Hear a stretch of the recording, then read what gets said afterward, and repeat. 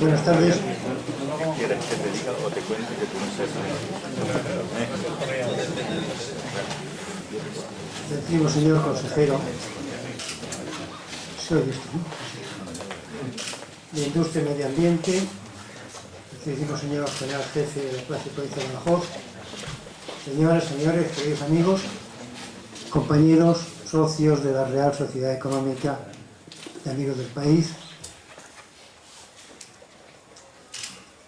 Sucedió hace 2 años.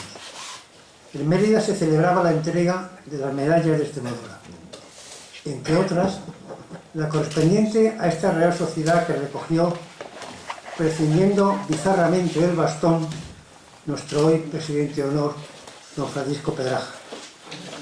Pues bien, como colofón de solemne acto se anunció la intervención de la también medalla de Extremadura, doña María Ángeles Durán de las Heras. Y confieso que en mi reconocida e inveterada ignorancia, yo sabía que era catedrática de Sociología, que era brillante y miembro ilustre del Club Senior de Extremadura, pero poco más. Y así me acomodé como pude en los venerables pero incomodísimos asientos del Teatro Romano, dispuesto a soportar estoicamente lo que la tal señora tuviera que decirnos, esperando, claro, el típico discurso al uso de qué bonita es Barcelona en adaptación extremeña de circunstancias. Y salió la doctora María Ángeles Durán al portentoso escenario, comenzó a hablar y su figura hecha palabra se fue agrandando hasta invadir como una lluvia mansa toda la escena. Dicho con perdón en términos taurinos, desde su primer despliegue de capote puso patas arriba el augusto teatro. Sospecho que en muy contadas ocasiones las nobles piedras habrán presenciado una ovación tan espontánea como la que se produjo aquel día.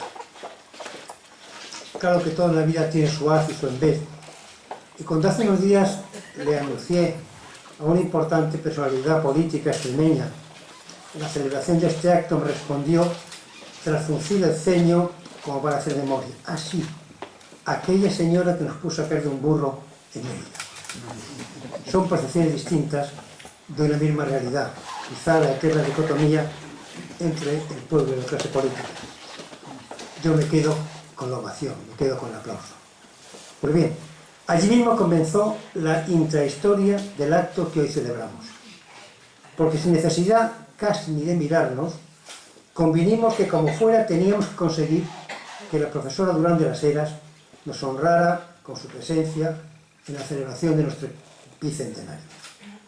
Después, circunstancias diversas, algunas especialmente dolorosas, complicaron el asunto y solo la persistencia de nuestro Francisco González Zurrón, los buenos oficios del presentador de este acto y presidente del Club Senior de Extremadura, José Julián Barriga, y la generosidad ilimitada de María Ángeles han hecho al fin posible que nuestro empeño de aquella noche romana se hiciera realidad. Es por tanto para mí, como presidente de esta Real Sociedad, un motivo de especialísima satisfacción darle la bienvenida a esta eminente profesora, referente esencial del feminismo académico, en definitiva, del humanismo en su dimensión más profunda y más integradora. No me resisto a explicarlo con sus propias palabras. Y decía en una entrevista periodística: cuando estudiaba la oposición, me di cuenta de la ausencia de mujeres en la producción de conocimientos sociales. Por tanto, esa producción era incompleta. Vi además una gran cantidad de temas no abordados o con un sesgo implícito. Se me abrió un campo infinito de dudas. Así llegué al feminismo, por las oposiciones académicas. Permítame, María Ángeles, acabar citando otras palabras tuyas, desgranadas en distintas entrevistas periodísticas, porque me parece que en su sencillez iluminan quizá más que sesudas consideraciones académicas tu personalidad. Decía: hace tiempo que tengo el pelo gris y me duelen cosas, pero no me siento vieja. Nunca me jubilaré. pero quizá ahora tenga más tiempo para los nietos o para cantar en un coro. Y en otra, decía, una huelga de abuelas sería más grave que una de conductores de autobús o de controladores aéreos. Totalmente de acuerdo, doctora, aunque siento de todo corazón no poder acompañarte en el coro. Gracias, María Ángeles, gracias, José Julián, y gracias, como no, a la Fundación Caja de Badajoz, al Diario Hoy y al Club Senior de Extremadura, que aceptaron con celebrar con la económica este año. A todos, muchas gracias.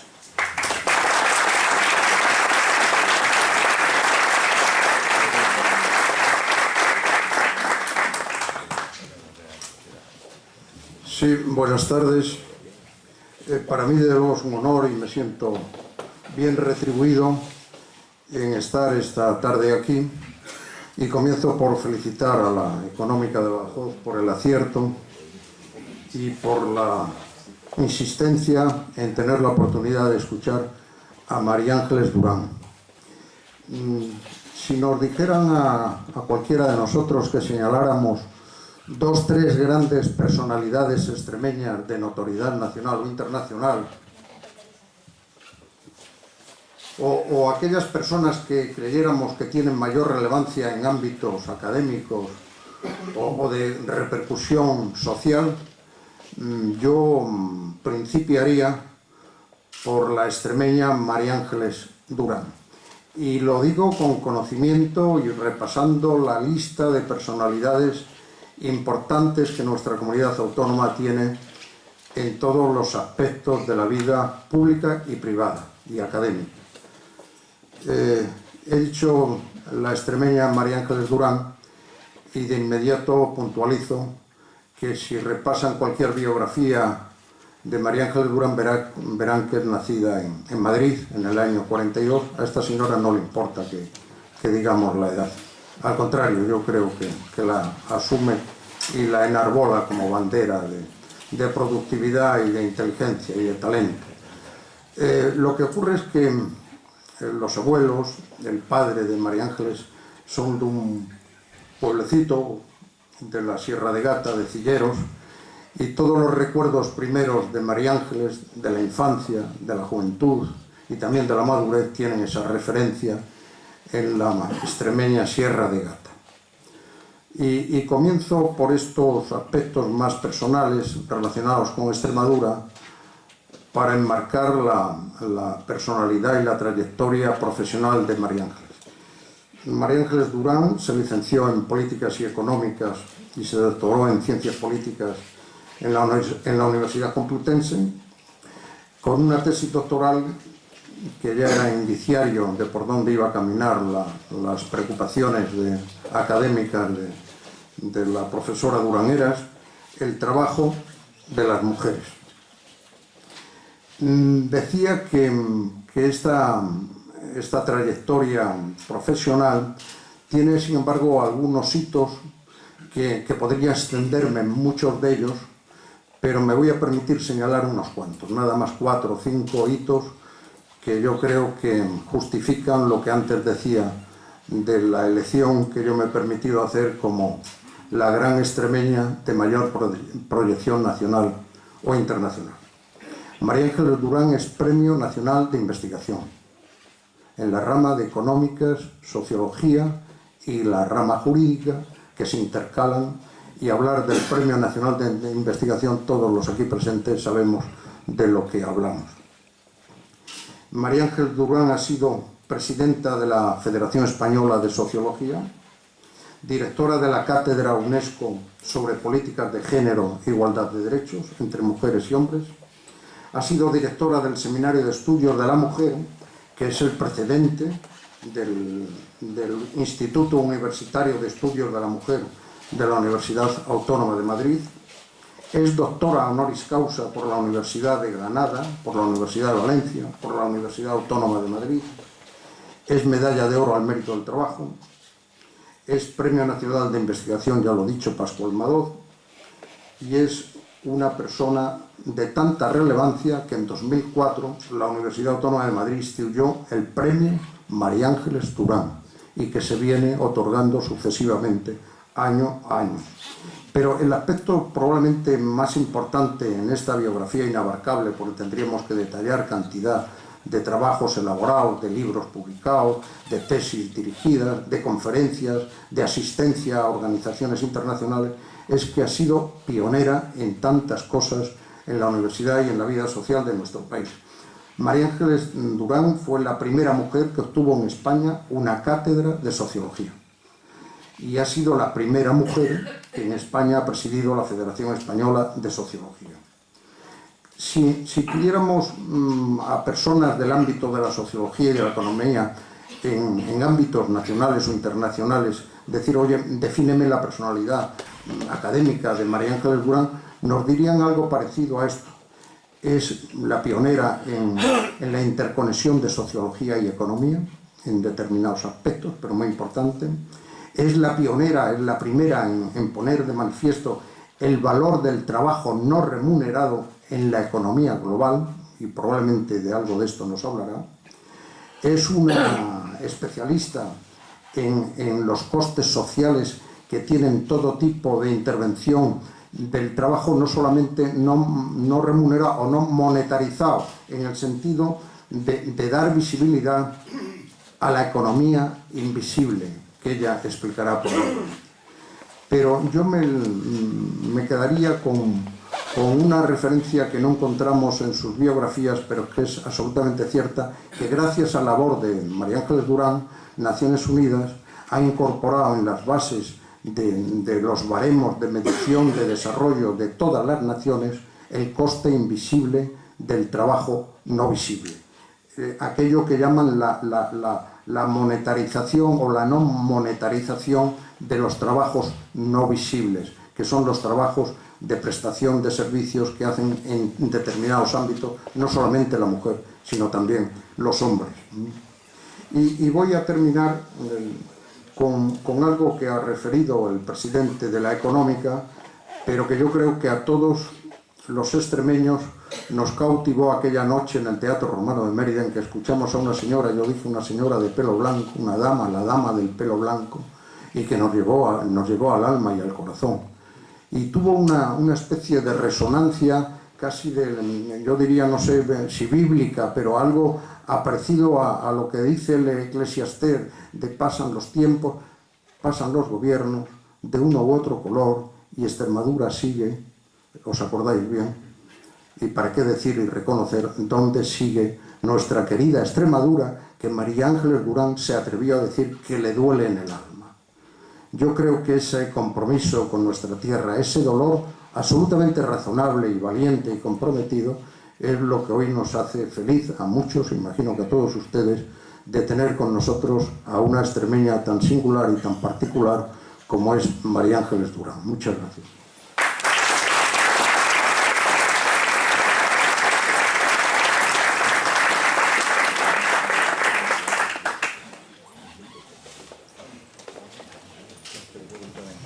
Buenas tardes. Yo tengo que decir que empiezo un poco abrumada, porque bueno, lo bueno sería enlatar esas cosas tan bonitas que han dicho de mí, y cuando estoy un poco depre, pues ponérmelas, porque te subiría la moral inmediatamente, ¿no?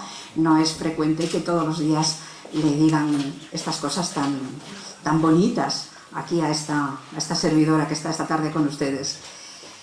Muchas gracias por haberme dado la oportunidad de estar hoy aquí. Muchas gracias a todos ustedes, porque siendo tantas las oportunidades de emplear el tiempo en tantas cosas, pues están aquí. Vamos a poder estar un rato juntos, intercambiar ideas. Primero me tocará hablar a mí, espero que después haya una oportunidad para el diálogo y podamos tener eso, un diálogo. Y si no tenemos el diálogo aquí, pues tampoco importará mucho, porque me tienen ya ubicada y saben que cuando quieran, en la página web del Consejo Superior de Investigaciones Científicas tienen hasta el número de zapatilla que calzo y me pueden localizar con toda facilidad, de modo que no es más que el principio de un estar juntos que puede durar lo que ustedes quieran. La verdad es que cuando me invitaron a venir, yo había estudiado, cuando estaba en la Facultad de Ciencias Políticas, había estudiado lo que significaron las sociedades económicas de amigo del país. Y claro, no es una invitación cualquiera. Recordaba además la concesión de la medalla de Extremadura a la sociedad y me hizo mucha ilusión. O sea que no soy yo quien da las gracias por estar aquí. Y yo recordaba de aquellos años, cuando tenía 18, 17, 20 como mucho, recordaba lo que habían sido como apuestas de ilusión, apuestas de renovación, y eso es en buena parte lo que me trae hoy aquí. Me trae que haga 200 años que se creó la de Badajoz, y me trae el recuerdo de todas las otras, y me trae el recuerdo de lo que intentaron. Así que, aunque probablemente ustedes lo conozcan bien, mucho mejor que yo, voy a empezar recordando cómo en 1765 cuaja una idea, en aquel momento en España completamente novedosa, que es la creación de la Sociedad Vascongada. La Sociedad Vascongada yo no lo sabía, pero estos días, preparando esta intervención, he estado brujuleando por internet y veo que se llamaba Ideuropa. O sea, que la idea de que eran amigos del país y de Europa ya estuvo desde la primera de todas las decanas de las sociedades económicas de amigos del país. O sea, era un intento de traer una renovación para España, pero con una mirada muy clara en que España no estaba fuera de Europa, los Pirineos no eran la barrera que nos separaba definitiva e inevitablemente, sino que había todas las posibilidades de conexión con ese otro mundo que estaba más allá de los Pirineos. Y en la de las Vascongadas, desde el principio hubo muchos socios que no eran españoles, que fueron buscados, o sea, fueron invitados, porque se suponía que era bueno que vinieran a dar ideas, que participaran. Pero además, una cosa muy interesante, la Vascongada tuvo, dentro de que por supuesto respondía al pensamiento ilustrado de la época, los ilustrados eran hasta buena parte elitistas, eran sociedades que nacían de media para arriba, más bien de arriba hasta media, pero no más abajo, de las clases sociales de la época, y esta idea de que lo de fuera podía ser interesante, a mí me ha gustado mucho estos días recuperarlo o aprenderlo por primera vez, porque no era tan consciente de ello. Entonces, repasando qué es lo que hizo la primera sociedad, pues pretendía desarrollar las ciencias, las artes, las letras. Me ha llamado mucho la atención, por ejemplo, que allá desde el principio se fomentase mucho el euskera, la recuperación de una lengua, pero también la música, y que 10 años después Carlos III crea la Matritense. Aquí hay una diferencia interesante entre la Matritense y la Vascongada.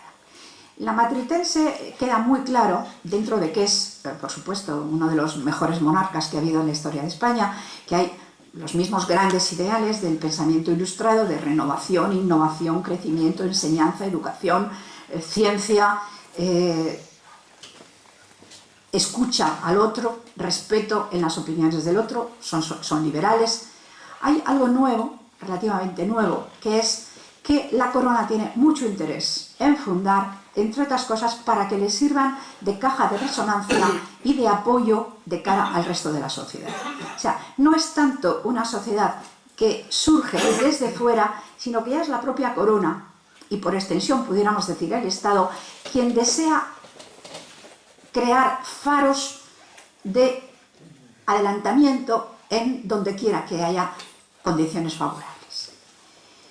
La de Madrid, ¿qué es lo que hace? Pues la de Madrid, que también es heredera de las tertulias burguesas, en las que las mujeres tenían un papel como anfitrionas, aunque no como protagonistas, pues como herederas de esas tertulias ilustradas que se plantean qué soluciones hay para el país, qué se puede hacer. La de Madrid crea el Ateneo, crea la Caja de Ahorros y Monte de Piedad, crea centros de formación profesional y educativos, crea una gran biblioteca. Al cabo de un tiempo acaba instalándose en el edificio más antiguo de Madrid, en la Torre de los Lujanes. ¿Y en qué situación está actualmente la de Madrid? Yo les preguntaba a mis compañeros de mesa, porque ya saben lo que sucede con Internet, que se ponen las noticias, pero luego no obligatoriamente se ponen al día. Entonces nos puede suceder con Internet que leemos que hoy alguien está bien de salud y cuando lo contamos en una conferencia 4 días después, esa persona a lo mejor ya no está entre nosotros, ¿no? Y cuando leí sobre la Matritense, me enteré de que tras un pasado glorioso, pasaba un momento en riesgo de extinción. 70.000 euros de deuda, no hay manera de mantener los costes de la biblioteca, hay que reducir a la mitad el personal, con las cuotas de los socios no tenemos suficiente, necesitamos subvenciones, las subvenciones no nos llegan. ¿Por qué no le llegan a la Matritense ni socios suficientes ni ayudas suficientes? ¿Por qué en este país nuestro, y digo ya país en general, por qué la sociedad civil con iniciativas importantes e interesantes no puede mantener sus tradiciones históricas? Y me quedé con la duda. La Matritense, que por cierto tenía una mujer como presidenta, Pilar Becerril, no sé si es que las mujeres son presidentas cuando las cosas están mal o es que las cosas están mucho mejor y por eso también hay mujeres presidentas, la duda me queda, pero en fin, les preguntaba, ¿qué ha pasado con la Matritense? Porque por más que he tecleado no he conseguido averiguar si saneó, si sobrevivió, si en estos momentos... Y me dicen, anda así, así, así. Es que ya hacer cajas de ahorros y montes de piedad es algo que no tiene importancia, no se necesitan esas figuras bancarias porque ya han sido superadas o hay suficientes. Es que ya no hace falta hacer centros de formación nuevos porque ya lo ha asumido todo el Estado, ya hay suficientes centros de formación. Es que a lo mejor el Ateneo es tan poderoso que el hijo eclipsó a la madre y ya no hace falta más lugares de debate. Es que sencillamente los madrileños no se sienten identificados con la sociedad matritense y consideran que es una reliquia del pasado que se apolilló y no necesita savia nueva. ¿Qué le pasa? ¿Cuántas de las sociedades culturales que hay en España les puede pasar lo mismo? Y ahí, un poquito después, pues llegué evidentemente a la de Badajoz. 10 años después, en el 16, en 1816, por creación real, se crea la Sociedad Económica de Amigos del País de Badajoz, con un lema que es parecido a los anteriores. Yo creo que debe ser muy difícil inventarse un lema que no esté copiado, ¿no? Todo el que crea algo quiere enseguida tener un signo de identidad y, entre otras cosas, necesita encontrar 2 palabritas, no más, porque si es demasiadas palabras ya se olvida, pero necesita encontrar 2 palabras que resuman un pensamiento. Y cuando ya no se es la primera, ni la segunda, ni la tercera, ni la quinta, porque vi en la historia que era de las más jóvenes relativamente, pues ya están casi todas las palabras vistosas, ya están copiadas. Hay como una especie de derecho de autor sobre las palabras identitarias, total, que entonces inventan como lema el enseñando fomenta. A mí me gustan las 2 palabras, me gustan por separado y me gustan juntas, me gustan de las 2 maneras. Porque enseñar, a fin de cuentas, es mi vida. Yo empecé de profesora, fíjense, lo estábamos comentando ahora cuando estaba en 4º de carrera y daba clases de prácticas en económicas y casi todos los estudiantes eran mayores que yo y me parecían casi atemorizadores, ¿no? Porque además es que era una época en que habían crecido de tal manera las universidades que podíamos tener 500 estudiantes en clase de prácticas. En fin, mi experiencia empieza cuando soy todavía una chavalina estudiando en la facultad como docente y no lo he dejado todavía porque sigo teniendo cursos de máster todos los años de manera regular, uno en la Universidad de Granada, otros en otros sitios. No he dejado la docencia. La enseñanza creo que sigue siendo básica. No hay nada que se pueda hacer que lo invente todo uno. Y es una riqueza enorme los demás que han conseguido, de alguna manera, sistematizar un pensamiento. Está muy bien eso de inventarlo uno todo, pero el artesano que se lo inventa todo tiene que casarse con la hija del dueño del taller si quiere adelantar en su carrera artesanal como hacían los gremios de la Edad Media, ¿no? Que tienes que pasarte toda una vida para acabar dominando un oficio. Estupendo que la de Badajoz creara escuelas, que si no se llamaban así exactamente, pues algo parecido, que creara escuelas de oficios, que creara granjas, taller, que crease clases de contabilidad, que diera enseñanzas de idiomas, que creara una biblioteca, que crease otro Ateneo. La cantidad de cosas que hizo yo es que me pondría en pie. Me encanta que le dieran la medalla a la Sociedad Económica de Amigos del País de Badajoz, porque creo que es que se lo merece. Y fomentar.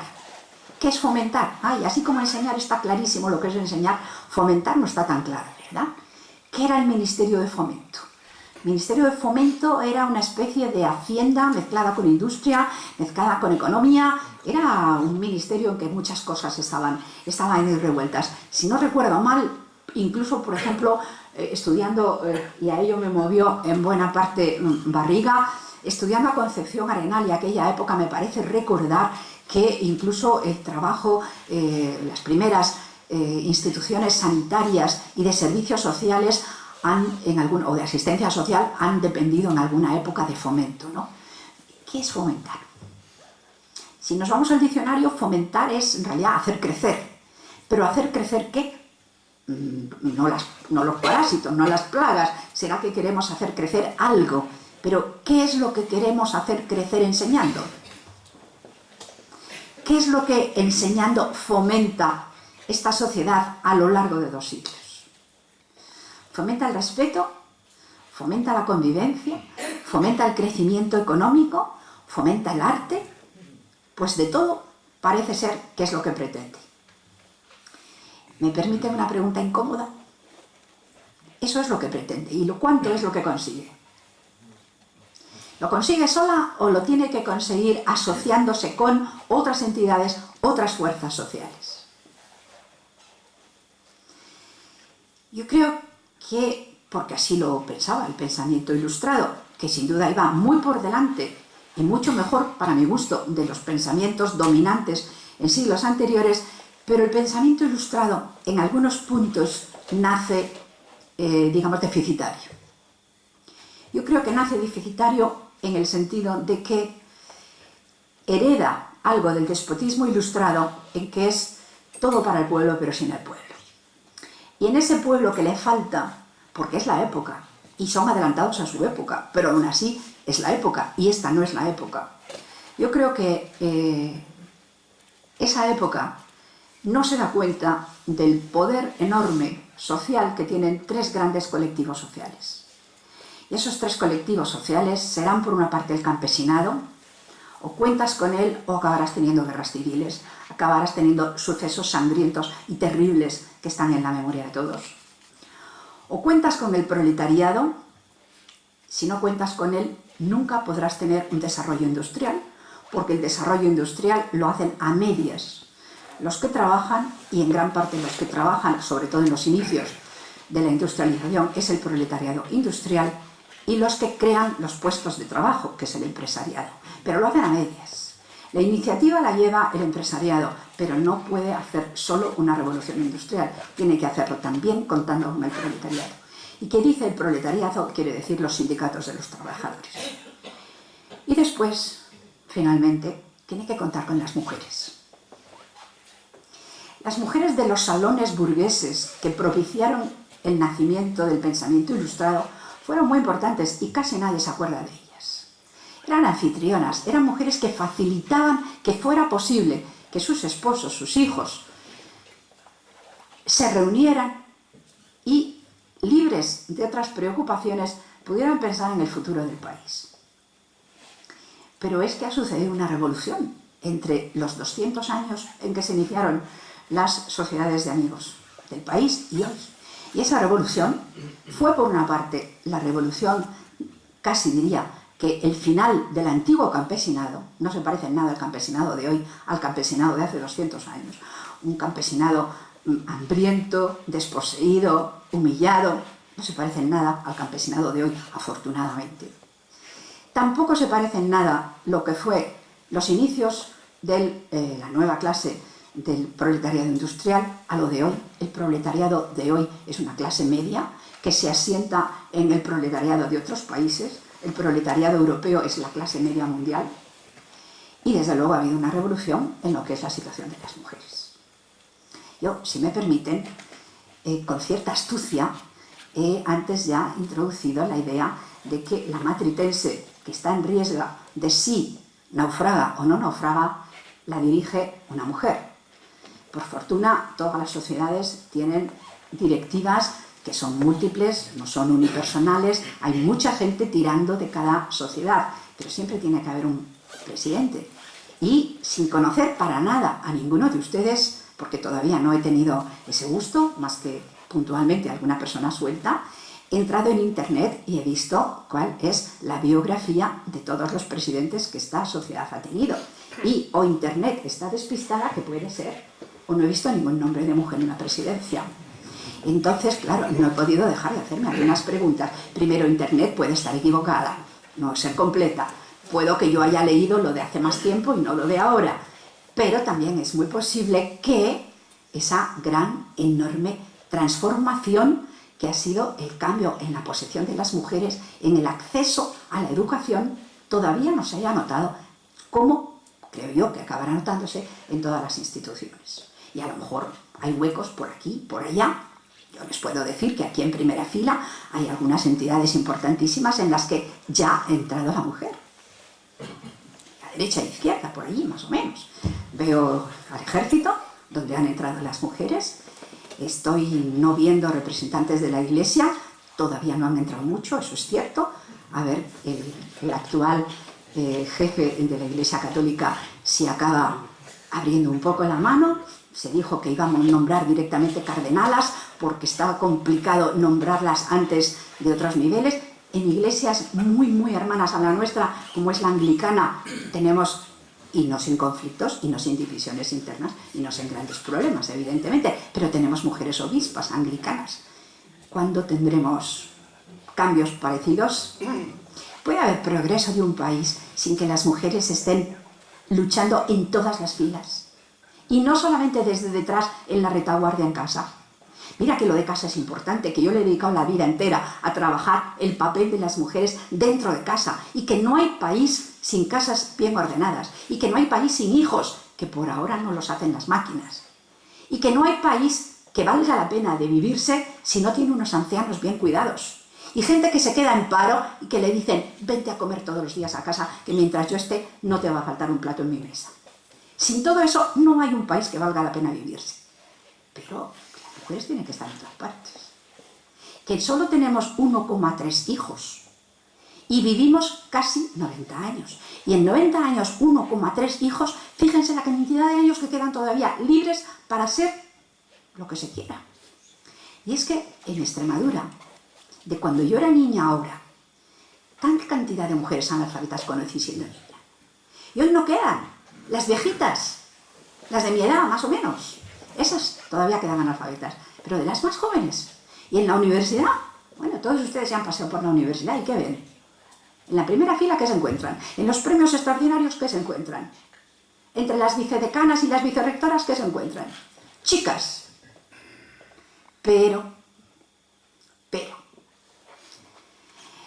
en el año 1995, yo llevaba trabajando mucho tiempo. Fíjense que mi tesis doctoral es del año 73 y yo no hice la tesis doctoral que quería hacer, esa es la verdad.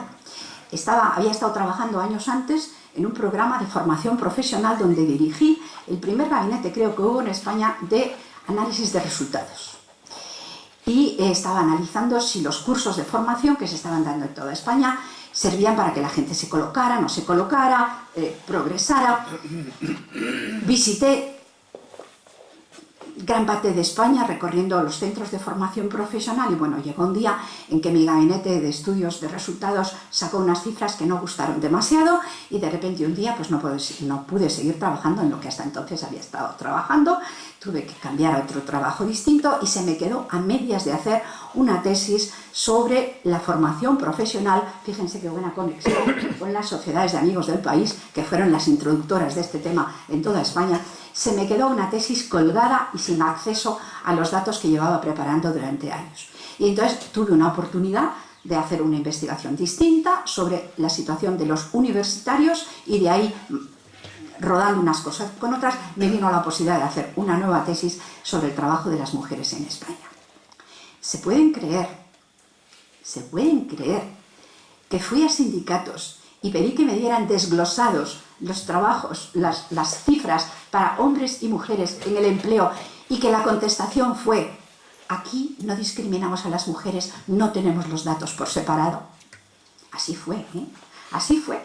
Y se pueden creer que busqué debajo de las piedras estadísticas sobre el trabajo no pagado de las mujeres en los hogares, en una época en que la mayor parte de las mujeres, mi madre, mi abuela, mis tías, la vecina del quinto, la del segundo, parte de mis hermanas no tenían un empleo y no encontré ni una cifra sobre lo que era el trabajo no pagado de las mujeres. Es más, ni siquiera se decía trabajo. ¿Saben cómo se decía en el carnet de identidad?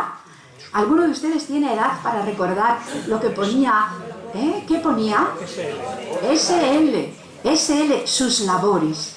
Y la primera encuesta que se hizo en España preguntando por el trabajo no pagado, la hice yo, porque casualmente, vamos, digo casualmente con ironía, ustedes ya me entienden, porque no creo que fuera casualidad, porque la primera mujer que dirigió el Centro de Investigaciones Sociológicas, normalmente llamado CIS, la primera mujer, fui a hablar con ella y le dije, mira, yo creo que tenemos una laguna inmensa de información sobre las desigualdades en los hogares y sobre el trabajo que no es empleo.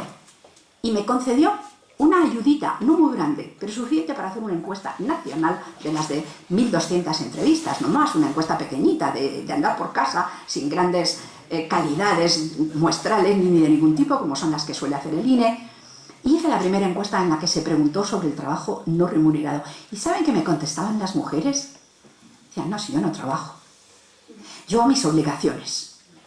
Las mujeres hacían SL en el carnet de identidad y lo que hacían era sus obligaciones. Pero ni siquiera ellas mismas tenían la idea de que lo suyo era un trabajo. Y cuando pregunté en esa encuesta por primera vez en España, bueno, ¿y en sus obligaciones cuántas horas le dedica a usted? ¿Saben qué me salió? Pues la media me salió que 8 horas, pero es que había un 26% que a esas 8 horas le sumaba una jornada de empleo. Y había un 20% que trabajaba más de 12 horas diarias. 20% trabajaban más de 12 horas diarias. Y la media, incluyendo las que tenían empleo o las que eran solteras y tenían tiempo para ir a bailar y no necesitaban por qué, la media daba 8 horas diarias. ¿Y saben qué hice en aquel momento? Esto me parece que no lo he contado nunca, por lo menos en público. Me fui a ver a un alto cargo en el Ministerio de Trabajo y le dije, mira, en las cifras de paro de España no aparecen las mujeres, pero en la encuesta les he preguntado que si les dieran la opción a las que no trabajan, o sea, a las que dicen que no trabajan, que no tienen empleo pagado, les he preguntado si tuvieran la opción, ¿aceptaría un empleo? Y el 55% de las que ni tienen empleo ni lo buscan, estamos hablando hacia el año 83, de las que ni tienen empleo ni lo buscan, el 55% ha dicho que si le ofreciera un empleo, lo aceptaría. Digo, hay una inconsistencia feroz en esta recién nacida democracia española, porque estamos dando unas cifras de paro, que entonces hablábamos de 800.000 personas en paro, fíjense, con los 5 millones que hemos tenido. Y nos creíamos que había mucho paro. Pero hay 55% de mujeres que están en su casa, que no se consideran paradas y no aparecerían en ningún registro, porque mientras no te registras en un registro de paro, no apareces estadísticamente como paradas, y sin embargo dicen que si les ofrecieran un empleo, lo aceptarían. Y le dije, si me das un poco de dinero, consigo que todas estas mujeres tomen conciencia de que están queriendo una cosa y no atreviéndose a ella. Si me das un poco de dinero, soy capaz de organizarlas y que se inscriban todas en las oficinas de paro. ¿Imaginan lo que sucedió? ¿Imaginan lo que sucedió cuando se estaba prometiendo en todos los planes que íbamos a crear los 800.000 puestos de trabajo para que desaparecieran de golpe los 800.000 parados? Pues lo que sucedió fue esto. Y nunca más se supo del proyecto. Afortunadamente, la encuesta sí, la encuesta se publicó, la publicó el CIS, está a disposición de cualquiera que quiera utilizarla, pero lo que aquello me dijo a mí es que las cifras de paro que manejamos son cifras convencionales. Definimos el paro como queramos. Por ejemplo, está en paro aquel que se ha registrado en una oficina de paro, pero el que no va a registrarse porque piensa que no le va a servir de nada, porque no va a tener empleo, ese está superparado, porque está más parado que el parado. ¿Me entienden lo que quiero decir? El más parado de todos es el que ni siquiera tiene esperanza en que va a encontrar un empleo. Y cualquier día, en cualquier momento me va a sonar un reloj y me va a decir, oye, que te estás yendo por los cerros de Úbeda, que ten en cuenta que vas a tener que hablar de Extremadura y vas a tener que hablar de las riquezas invisibles de Extremadura. Bueno, pues yo aprendí, así, en carne propia, muy rápidamente, que una cosa es el lenguaje que nos interesa en las estadísticas, otra cosa es lo que la gente piensa, otra cosa es lo que la gente le dice a las encuestas según lo que la encuesta le pregunte. Y me enseñó que había una inmensa riqueza en los hogares españoles, que eran esas mujeres que trabajaban hasta 12 horas diarias, aunque ellas dijeran que ellas no trabajaban, porque ellas lo único que hacían eran sus obligaciones y que ellas no tenían empleo. Y desde entonces me está corrigiendo la idea que después, afortunadamente, en el año 95, Naciones Unidas ha hecho tan explícita. Y esa idea es que los conceptos de riqueza, pobreza, crecimiento y desarrollo son acuerdos convencionales, son acuerdos estadísticos que tienen que ver con la realidad, pero que no son toda la realidad, y que hay una gran parte de la realidad que está fuera de la realidad convencional de nuestros indicadores estadísticos.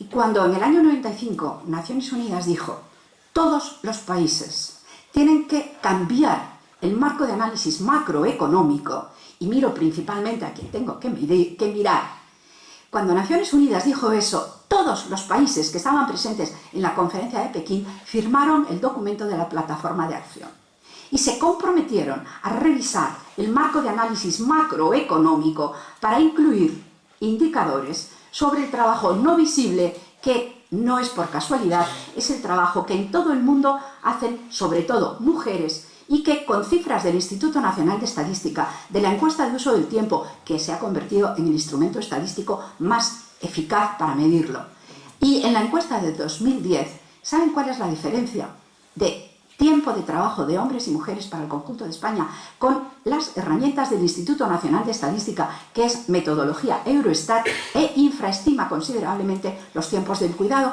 por una serie de cuestiones técnicas que no voy a entrar en ella porque no vale la pena?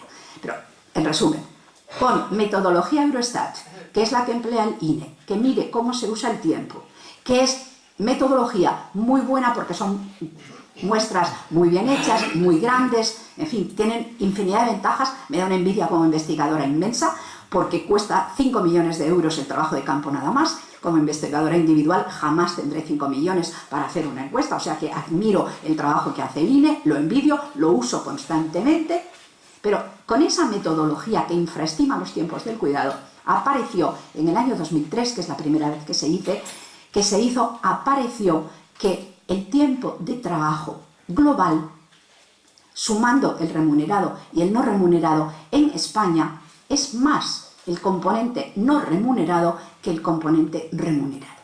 ¿Unos minutitos más? No, 1 hora diaria más. Si suman el tiempo de todas las personas mayores de 18 años que trabajan sin empleo, en el hogar o por voluntariado, y lo comparan con todo lo que consume diariamente el mercado de trabajo, lo que produce fuera, o sea, el trabajo fuera del mercado es 1 hora diaria, más que lo que se produce para el mercado. ¿Cuál es la riqueza en este caso? ¿Mediremos la riqueza de Extremadura por el trabajo para el mercado? ¿O mediremos también, como han dicho los Nobel Stiglitz y Sen hace muy poco tiempo, en una comisión muy importante internacional que formó Sarkozy para intentar comprender mejor qué son los procesos de cambio, qué es realmente el desarrollo, el crecimiento, la riqueza, diciendo que hay que introducir indicadores no solamente de la riqueza monetarizada, sino también de la riqueza no monetarizada, en la que están la mayor parte de las mujeres produciendo la mayor parte de la riqueza no monetarizada. Y lo dijo Naciones Unidas en el 95. Desde entonces, prácticamente todos los países han desarrollado encuestas de uso del tiempo para medir la riqueza de trabajo fuera de mercado. Lo han dicho Stiglitz y Sen, recordando que lo que sucede en los hogares es parte de la economía del país. Yo les digo, hay 3 grandes sectores que producen realmente la riqueza de un país. Son, por una parte, el mercado, que es una fuerza potentísima, tiene una capacidad transformadora extraordinaria. Pobres de nosotros si no tuviéramos mercado. El mercado es una gran fuerza, admirable y digna de ser protegida. Pero hay una segunda fuerza importante, que es la naturaleza, los recursos medioambientales. Miren, he venido hace no demasiado tiempo de China. China es un país que está destrozado porque en su crecimiento industrial ha envenenado el agua y el aire. el precio que está pagando China por su rapidísimo crecimiento, su rapidísimo enriquecimiento, yo creo que evidentemente se morían de hambre y ahora comen. Y además hay muchos millonarios y en muchas cosas lo han resuelto, pero el precio que han pagado, cuando resten la factura medioambiental de lo que han ganado en PIB, se les queda reducida la ganancia a la mitad. Y se les queda reducida la ganancia en otro tema distinto, que es que para conseguir crecer tanto han estado selectivamente haciendo femicidios. Quiere decirse que han estado matando niñas de una manera extraordinaria. He estado mirando las cifras de Extremadura de nacimientos. ¿Saben que nacen un 9% más de niñas que de niños?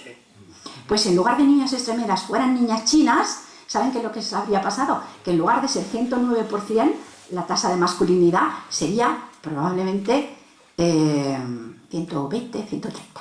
Lo que significaría que cuando tuvieran 20 años tendrían un exceso de varones y una escasez de mujeres. Es la única época buena para ser mujer china, ¿eh? Tener 20 años y decir, ¿entre quién elijo? Porque aquí estamos las mujeres en franca minoría, pero por lo demás no tiene muchas ventajas, sobre todo si tienes en cuenta que las probabilidades de no haber llegado a cumplir los 20 años son considerables, porque te has quedado en los primeros meses. Pero en fin, volviendo a Extremadura. Estamos bien en temas medioambientales, es de los pocos indicadores que estamos mucho mejor que la media de España. En ruidos, en contaminación, en disponibilidad de agua embalsada, en bosques.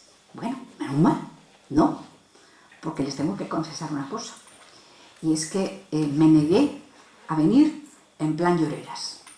Yo no voy a una sociedad hecha para el fomento y para la enseñanza a contar los males de la patria. Los contó muy bien Lucas Mallada y tenía toda la razón.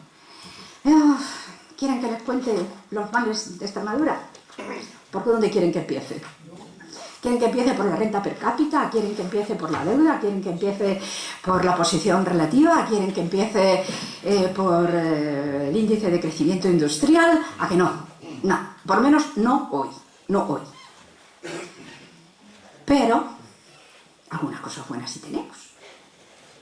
Tenemos efectivamente un índice medioambiental bueno. El índice de producción para el mercado lo tenemos muy requete flojo. Estamos en la cola. Dependemos de las economías externas a Extremadura. Hoy me preguntaban, ¿Extremadura puede salir adelante ella sola? Y hombre, un buen empujón sí que le puede dar, porque tiene muchos más recursos si tuviera más confianza en sí misma. Si Extremadura tuviera más confianza en sí misma. Ahora, ¿quién le pone el cascabel al gato? Está muy fácil decir, extremeños, tengamos más confianza en nosotros mismos, traigamos las inversiones para acá, consultemos a los extremeños que están fuera, animémoslo, demostrémosle que aquí no se viene a hacer inversión por caridad, porque son cosas distintas, hay que ofrecer una rentabilidad similar a la que se ofrece en cualquier otro sitio, pero si estuviera garantizada la rentabilidad, sí que vendría capital, que ahora se marchó. Yo recuerdo cuando era niña y empezaron los polos de desarrollo, que fue un drenaje inmenso de los recursos de Extremadura. Claro que la gente a San Sebastián no le llamaba San Sebastián. ¿Recuerdan cómo le llamaban? San Sestadien, ¿verdad? San Sestadien, porque aquí se estaba muchísimo peor y ahí había trabajo. Y sigue habiendo un drenaje fuerte. La diferencia es que antes ibas a la ferralla o ibas de portero o ibas a limpiar, y en estos momentos se nos está yendo una juventud que va con un máster debajo del brazo, que no está mal como inversión. Sigue siendo un desastre. Que se vayan. Mucho mejor sería que se quedaran aquí con empleo, pero que se quedaran con un empleo a nivel del máster que tienen, ¿verdad? No que se queden para limpiar o dependiendo de que los padres compartan la sopa de mediodía. Pero al menos si tenemos que exportar gente, que exportemos gente bien preparada. Pero el otro sector es el sector de los hogares. Fíjese, si tenemos en cuenta que las mujeres extremeñas todos los días trabajan, si se suman lo monetarizado y no monetarizado, 44 minutos más que los hombres, ¿qué es lo que eso nos dice? Como media, las mujeres extremeñas, si se suma el trabajo pagado o no pagado, le dedican al trabajo 44 minutos diarios más que los hombres. Si suman a lo largo de una vida 44 minutos diarios, da para hacer 20 másters. Da para andar a pie el Camino de Santiago, ida, vuelta, ida, vuelta, ida, vuelta y hasta que te aburres. 44 minutos multiplicado por 365, multiplicado por más o menos 40 años o 50 años, ¿saben cuánto da de sí? Esa es, a mi modo de ver, una de las grandes riquezas de Extremadura. Y no somos conscientes de cuánto vale tener a alguien en casa que te cuida. Europa y toda España, ustedes lo saben igual de bien que yo, está en situación de suicidio demográfico. Se acabó.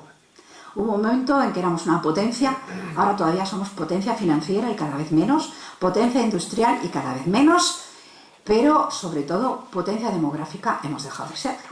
Somos continente que desaparece por la mayor pujanza de otros continentes. He estado viendo las tasas de natalidad de Extremadura, no de natalidad, de fecundidad,